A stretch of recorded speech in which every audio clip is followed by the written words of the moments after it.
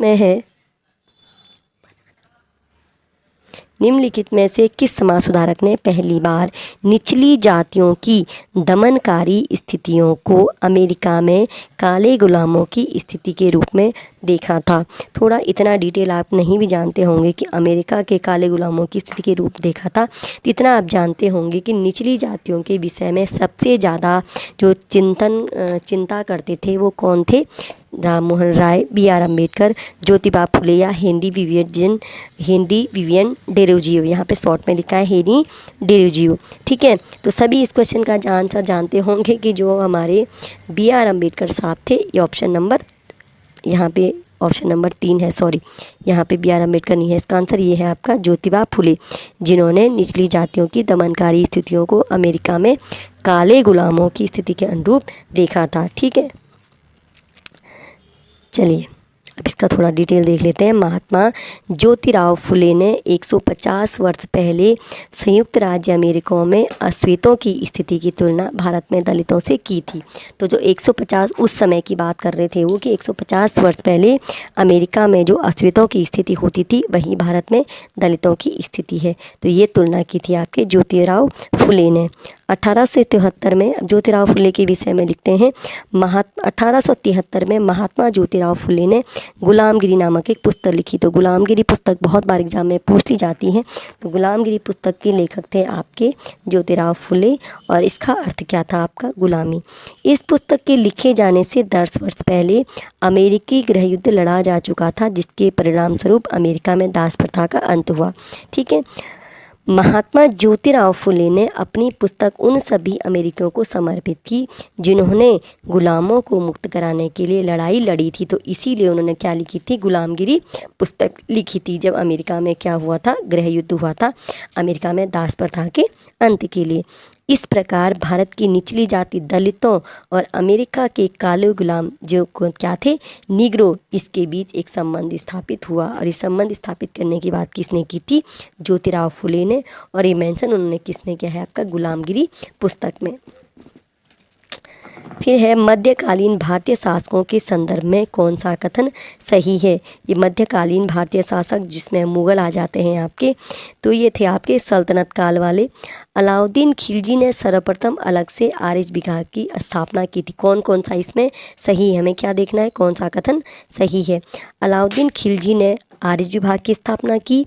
बलबन ने अपनी सेना में घोड़ों पर दाग लगाने की प्रणाली शुरू की।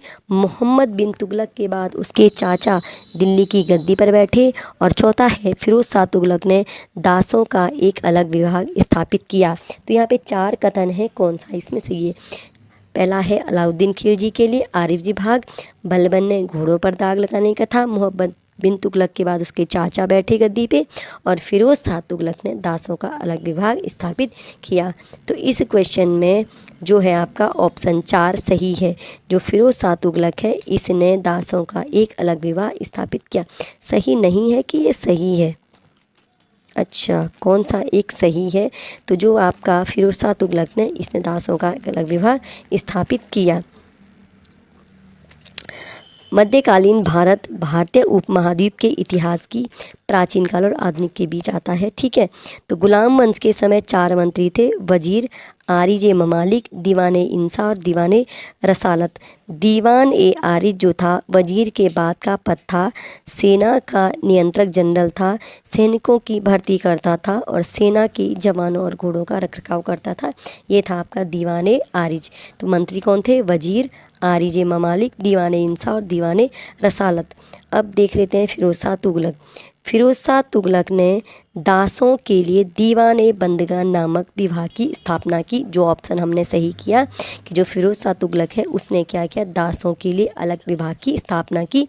विभाग का नाम है दीवान ए बंदगान। इस विभाग का प्रभारी वकील दार था। विभाग का नाम दीवान ए बंदगान और प्रभारी अधिकारी कौन था? वकील ए दार। फिरोज शाह तुगलक ने युद्ध के दौरान पराजित सैनिकों और युवा व्यक्तियों को पकड़कर दासों की संख्या बढ़ा दी। तो इसने दास कैसे बढ़ाई? युद्ध किया और जो सैनिक पराजित हुए और युवा लोग पकड़े उनको दास बना दिया और अलग विभाग स्थापित किया, दीवान ए बंदगान। ठीक है। अब अलाउद्दीन खिलजी जलालुद्दीन फिरोज खिलजी के उत्तराधिकारी बने और सिंहासन पर बैठे। अलाउद्दीन खिलजी की घरेलू नीतियाँ। अब थोड़ा सा आज इसको भी देख लेते हैं, आपकी सल्तनत काल को। अलाउद्दीन खिलजी ने राजत्व के दैवी अधिकार सिद्धांत का पालन किया। ये पूछ लिया जाता है एग्जाम में, ठीक है। बार बार विद्रोहों को रोकने के लिए अध्यादेश पेश किए। धार्मिक अनुदानों और भूमि के निःशुल्क अनुदानों को जब्त कर लिया। जो धार्मिक अनुदान होते थे और भूमि का जो निःशुल्क अनुदान हो रहा था, इसको क्या कर दिया, अलाउद्दीन खिलजी ने जब्त कर लिया। जासूसी प्रणाली का पुनर्गठन किया। किसने, अलाउद्दीन खिलजी ने। सामाजिक पार्टियों और शराब पर प्रतिबंध लगा दिया। एक स्थायी सेना की शुरुआत की। किसकी विशेषताएं हो रही हैं, अलाउद्दीन खिलजी ने। इन्होंने भ्रष्टाचार को रोकने के लिए घोड़ों पर दाग लगाने की प्रणाली और व्यक्तिगत सैनिकों की वर्णनात्मक सूची शुरू की। आवश्यक वस्तुओं की कीमतें सामान्य बाजार दरों से कम निर्धारित की। कालाबाजारी पर रोक लगाई। राजस्व इस टाइम पे नगद रूप में एकत्र किया जाता था, किसी वस्तु के रूप में नहीं। और इन्होंने हिंदुओं के प्रति भेदभावपूर्ण नीतियां अपनाई। हिंदू समुदाय पर जजिया, चराई और गृह कर लगाया। किसने, अलाउद्दीन खिलजी ने। जजिया कर लगाया, चराई कर लगाया और गृह कर लगाया। तो इन्होंने क्या किया, बहुत सारी कुनीतियाँ टाइप की यहाँ पर प्रचलित की। विपणन प्रणाली, तो ये तो इसका साहना ए मंडी बहुत बार पूछा जाता है, ठीक है। तो अलाउद्दीन खिलजी ने बाजार को मानकीकृत करने के लिए साहना ए मंडी नामक कार्यालयों में कौन से अधिकारी नियुक्ति के, दीवाने रियासत, ठीक है। कौन से अधिकारी नियुक्त किए, दीवाने रियासत। और कहाँ पर नियुक्ति किए, बाजार में, जो साहना ए मंडी कार्यालय थे। व्यापारियों को अपना माल निर्धारित दरों पर बेचने से पहले साहना ए मंडी में अपना पंजीकरण कराना होता था, ठीक। थोड़ा सा मोहम्मद बिन तुगलक है। मोहम्मद बिन तुगलक, इनका नाम जोना खान उलूग खान भी था। ये 1325 से और 1351 तक दिल्ली के सुल्तान थे। यह तुगलक वंश के संस्थापक गियासुद्दीन तुगलक का सबसे बड़ा पुत्र था, ठीक है। और 1325 ईस्वी में पिता की मृत्यु के बाद ही मोहम्मद बिन तुगलक दिल्ली की गद्दी पर बैठे थे, ठीक है। इन्होंने बहुत काम किए थे मोहम्मद बिन तुगलक ने। इनकी बहुत लंबी चौड़ी लिस्ट है, ठीक है। फ़िलहाल इतना ही जानते हैं इनके विषय में। तो हमने पढ़ा मोहम्मद बिन तुगलक के विषय में और जो स्टार्टिंग में थे आपके अलाउद्दीन खिलजी के बारे में, ठीक है। चलिए नेक्स्ट है आपका 1856 भारतीय समाज के इतिहास में महत्वपूर्ण है। जब हम 1857 का भारतीय स्वतंत्रता संग्राम पढ़ते हैं तो स्वतंत्रता संग्राम होने से पहले ही बहुत सारी चीज़ें ऐसी हुई जिसका कारण हमारे सामने 1857 के स्वतंत्रता संग्राम के रूप में सामने आया, ठीक है। तो इसीलिए 1856 जो है वह भारतीय समाज के इतिहास में बहुत महत्वपूर्ण हो जाता है। क्यों होता है, पहला, अब ये हमें बताना है कि कौन सा इसमें नहीं था। हिंदू विधवा पुनर्विवाह अधिनियम पारित किया गया। कन्या भ्रूण हत्या के विरुद्ध अधिनियम पारित किया गया। सती प्रथा के खिलाफ अधिनियम पारित किया गया और डायन शिकार के खिलाफ अधिनियम पारित किया गया। बाकी तो आप अगर नहीं भी जानते होंगे तो सती प्रथा के खिलाफ तो अधिनियम आपका कब बनता है, 1929 में बनता है। ये तो ऑप्शन इसमें नहीं है। फिलहाल सही आंसर जान लेते हैं, ठीक है। तो बाकी भी इसमें नहीं है, इसमें एक ही ऑप्शन सही है। सन 1856 में क्या हुआ आपके, सन 1856 में हिंदू विधवा पुनर्विवाह अधिनियम आपके पारित किया गया था। तो 1856 की घटना इसलिए महत्वपूर्ण है, हिंदू विधवा पुनर्विवाह अधिनियम पारित किया गया था। सती प्रथा आपका 1829 में, मैंने पहले 1900 लिखा है ना, 1829 में सती प्रथा के खिलाफ अधिनियम पारित किया गया था लॉर्ड विलियम बेंटिक ने। अब इसमें आगे देख लेते हैं, हिंदू विधवा पुनर्विवाह अधिनियम 1856 का है, ठीक है। तो इसमें डिटेल क्या है, 1856 के अधिनियम ने हिंदू विधवाओं के पुनर्विवाह के मार्ग में आने वाली बाधाओं को दूर कर दिया और इसे एक वैधानिक स्वरूप दे दिया। फिर इसका उद्देश्य क्या था, महिलाओं के कल्याण को बढ़ावा देना, और यह अधिनियम हिंदू विधवाओं के पुनर्विवाह को वैध बनाता है, ठीक है। चलिए आगे है 70 में, ये आपका जो कन्या भ्रूण अधिनियम है ये आया आपके 1870 में, और 1829 में सती प्रथा के विरुद्ध अधिनियम पारित किया गया। तो कन्या भ्रूण आपका 1870, सती प्रथा के विरुद्ध 1829। कई बारी मैच करने के लिए भी। नेक्स्ट क्वेश्चन है, महात्मा गांधी ने नमक सत्याग्रह कहाँ से शुरू किया था? दांडी, साबरमती, सेवाग्राम या पवनार? तो यहाँ पर जो सही ऑप्शन है, सभी नमक सत्याग्रह का डिटेल तो सभी ने पढ़ा ही हो ना, मॉडर्न हिस्ट्री तो डिटेल से सारे बच्चे पढ़ते हैं। तो इसका सही आंसर हो जाता है आपका साबरमती। महात्मा गांधी ने साबरमती से क्या किया था? नमक सत्याग्रह शुरू किया था। कब किया था, क्यों किया था, कैसे किया था, इसकी थोड़ा डिटेल देख लेते हैं। दांडी मार्च या नमक सत्याग्रह किसने शुरू किया था? महात्मा गांधी ने। कब शुरू किया था? साबरमती से शुरू किया, और शुरू हुआ 12 मार्च 1930 से, और 6 अप्रैल या कहीं कहीं पे 6 अप्रैल भी है, 5 अप्रैल 1930 को तक किया। और दांडी आपका कहाँ पड़ता है? ये आपका नवसारी, और ये शुरू किया था आपका साबरमती ने। ठीक है, और दांडी में इन्होंने क्या किया? नमक बनाया था वहाँ पे। ठीक, तो यह किसका हिस्सा था? ये बहुत बार एग्जाम में पूछ लिया जाता है कि जो नमक हमारा सत्याग्रह था, दांडी मार्च था, ये किसका हिस्सा था? सविनय अवज्ञा आंदोलन का एक हिस्सा था। यह क्यों था, क्यों किया गया? क्योंकि ब्रिटिश राज द्वारा नमक पर कर वसूला जा रहा था, इसके यह खिलाफ था। और गांधी जी ने वाष्पीकरण के माध्यम से नमक का उत्पादन करके इसका विरोध किया था। ठीक है, तो गांधी जी ने नमक का उत्पादन कैसे किया था? वाष्पीकरण के माध्यम से। इसने अमेरिकी कार्यकर्ताओं Martin Luther king, James Wavell और अन्य को काफ़ी प्रभावित किया था। ठीक, इसे एक और नाम से जाना जाता, सफ़ेद बहती नदी के नाम से भी जाना जाता है। किसे? आपके दांडी मार्च या नमक सत्याग्रह को। क्यों कहा जाता था? क्योंकि सभी लोग सफ़ेद खादी पहनकर इस मार्च में भाग लेते थे, और गांधी जी ने इसे गरीब आदमी का संघर्ष भी कहा। ठीक है, सफ़ेद बहती इसका नाम है, सफ़ेद बहती नदी, गरीब आदमी का संघर्ष। अब जो ये नमक सत्याग्रह हुआ, इसके परिणाम स्वरूप बड़े पैमाने पर सविनय अवज्ञा आंदोलन चलाया गया पूरे भारत में, लगभग दक्षिण भारत में तो ये बहुत ज़्यादा प्रचार इसका हुआ, और भारतीयों ने ब्रिटिश कपड़ों और सामानों का क्या किया? बहिष्कार किया। ठीक है, जो ये महात्मा गांधी फाउंडेशन है, इसने दांडी मार्च की 75वीं वर्षगांठ पर 2005 में नमक मार्च को पुनः तैयार किया। ठीक है, और ये क्या थी? न्याय और स्वतंत्रता के लिए अंतर्राष्ट्रीय पदयात्रा थी।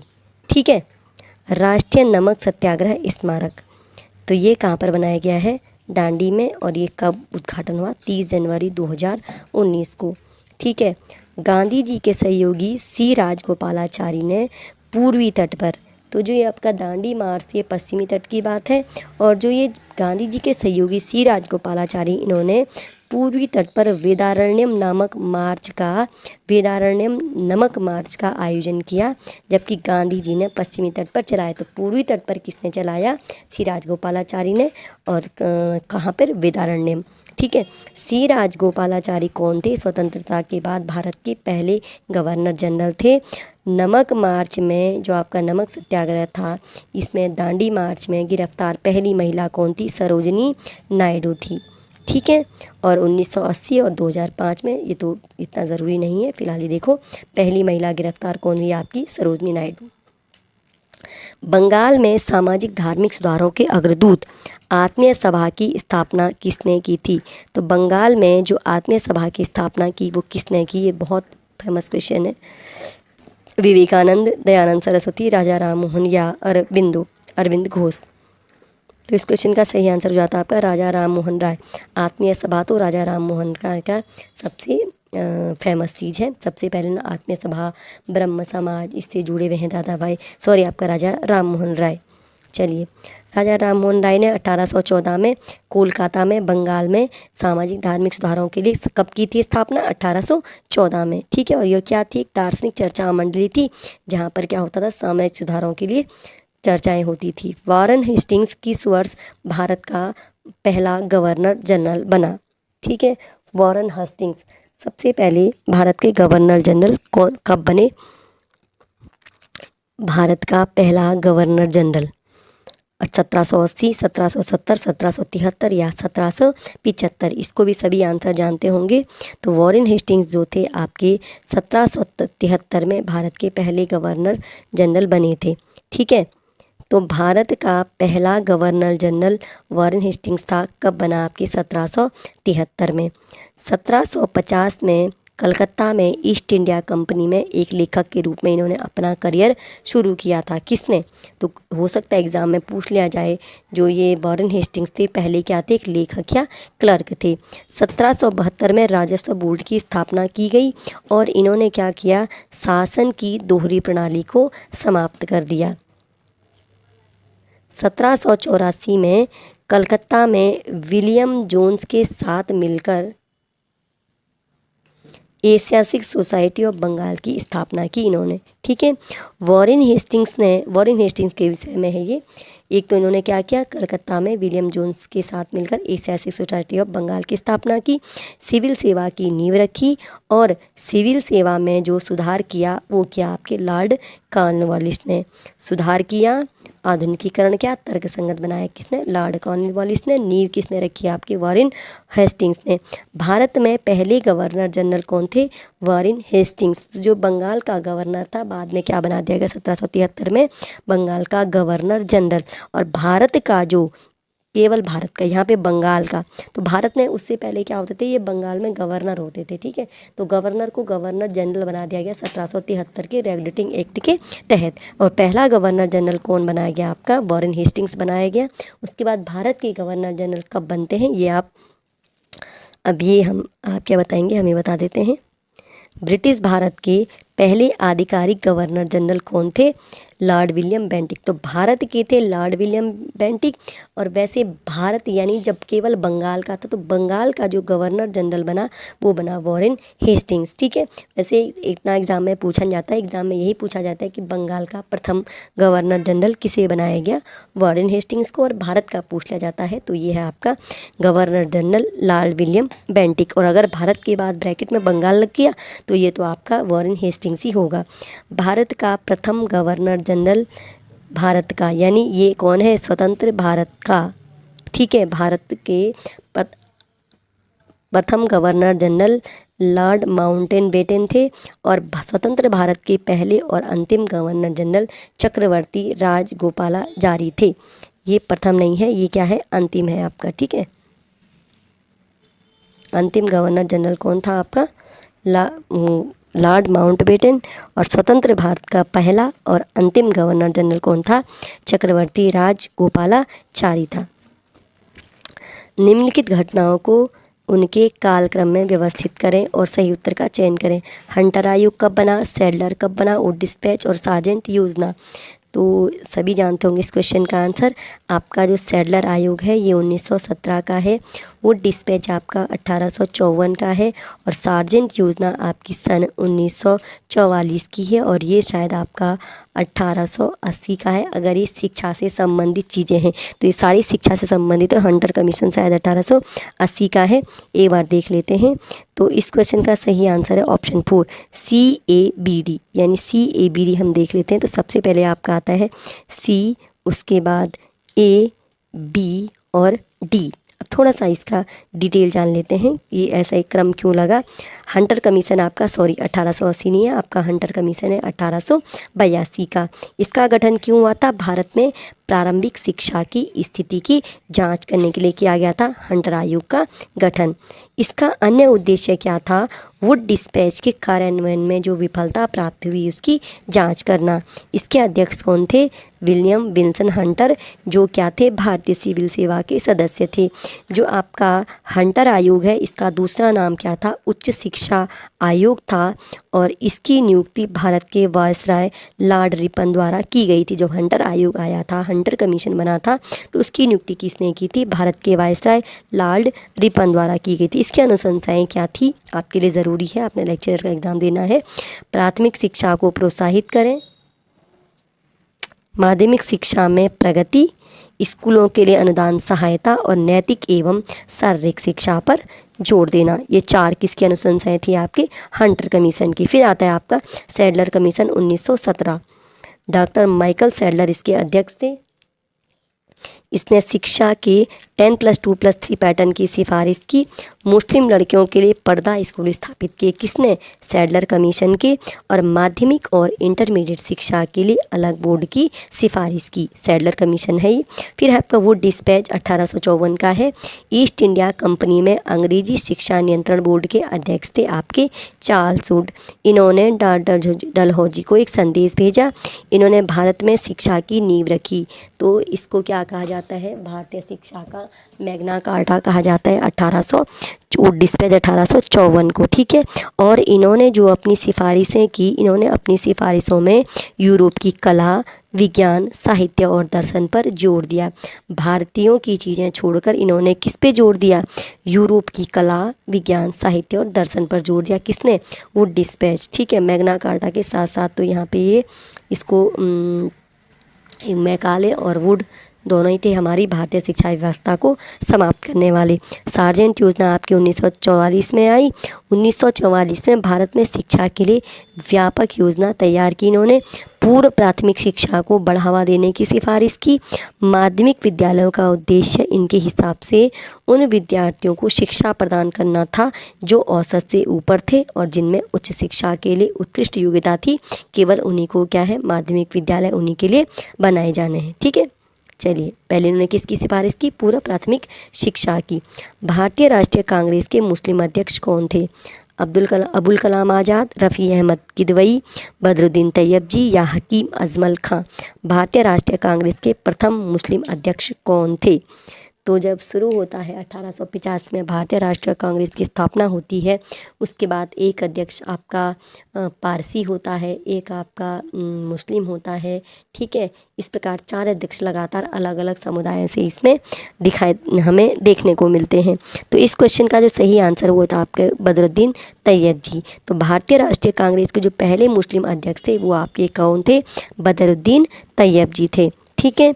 और ये जो बदरुद्दीन तैयब जी ये थे बम्बई उच्च न्यायालय में बैरिस्टर के रूप में प्रैक्टिस करने वाले पहले भारतीय। तो कौन सी उपलब्धि प्राप्त थी इन्हें? जो बम्बई उच्च न्यायालय था, बम्बई हाई कोर्ट में बैरिस्टर के रूप में प्रैक्टिस करने वाले पहले भारतीय थे। भारतीय राष्ट्रीय कांग्रेस के तीसरे अध्यक्ष के रूप में इन्होंने कार्य किया। और बदरुद्दीन तैयब जी के बाद रहमतुल्लाह एम सयानी दूसरे मुस्लिम राष्ट्रपति नहीं, दूसरे मुस्लिम क्या थे? अध्यक्ष थे कांग्रेस के, ठीक है। भारतीय राष्ट्रीय कांग्रेस के दूसरे मुस्लिम अध्यक्ष थे आपके रहमतुल्लाह एम सयानी, ठीक है। और मौलाना अबुल कलाम आज़ाद ये क्या थे? एक भारतीय स्वतंत्रता सेनानी थे, कांग्रेस के नेता थे। हकीम अजमल खां ये भारतीय राष्ट्रीय कांग्रेस, मुस्लिम लीग और अखिल भारतीय खिलाफत समिति के अध्यक्ष पद के लिए चुने गए एकमात्र व्यक्ति थे, ठीक है। भारतीय राष्ट्रीय कांग्रेस, मुस्लिम लीग, अखिल भारतीय खिलाफत समिति के अध्यक्ष थे। इन तीनों चीज़ों के लिए अकेले चुने गए व्यक्ति कौन थे? हकीम अजमल खां। रफ़ी अहमद किदवई ये स्वतंत्र भारत के बाद भारत के पहले संचार मंत्री बने, ठीक है। ये क्या बने? रफ़ी अहमद किदवई स्वतंत्रता के बाद भारत के पहले संचार मंत्री। और जवाहरलाल नेहरू के केंद्रीय मंत्रिमंडल में रफ़ी अहमद किदवई और अबुल कलाम आज़ाद केवल 2 मुस्लिम थे। तो कौन 2 मुस्लिम थे नेहरू के मंत्रिमंडल में? रफ़ी अहमद किदवई, अबुल कलाम आज़ाद। ये शिक्षा मंत्री थे अबुल कलाम आज़ाद, और जो रफ़ी अहमद किदवई थे ये थे आपके संचार मंत्री। तो आज हमने 17-18 क्वेश्चन के और हर क्वेश्चन के साथ आपको डिटेल देने की कोशिश की। अगर इस वीडियो का रिस्पॉन्स अच्छा मिलता है तो आपको सारी क्लासेस डिटेल के साथ करवाई जाएंगी, नहीं तो आपको MCQ ही प्रोवाइड किए जाएंगे। मिलते हैं आपसे।